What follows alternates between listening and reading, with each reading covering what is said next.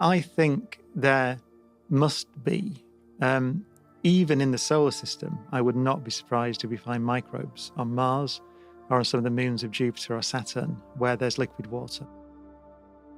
And the reason is, if you think about, the reason I think that, and it's a guess, is because if you look at the history of life on Earth, so Earth formed, there was no life, it was a ball of rock. And almost as soon as it cooled down, we see evidence of life.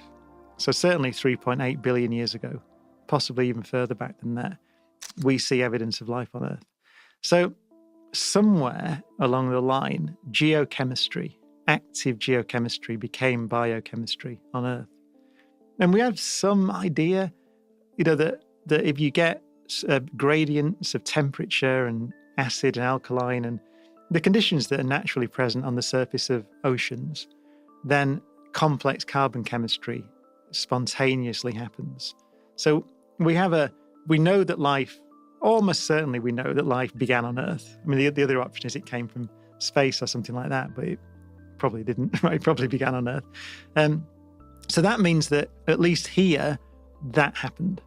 And that we know that the conditions that led to the origin of life on Earth were present on Mars 4 billion years ago. And we know that they're present on Europa today. So I don't see that there's anything special. Life is just chemistry. The idea that geochemistry becomes biochemistry is not fanciful because it happened here. So I think that given the same conditions, it would be surprising to me if the same thing didn't happen, in that life begins. To test that is one of the great frontiers of science now. It's one of the great challenges, which is why another reason we're interested in Mars, because we know those conditions were there. We know there were what's called hydrothermal vent systems on the floors of oceans on Mars 3.8 or 4 billion years ago.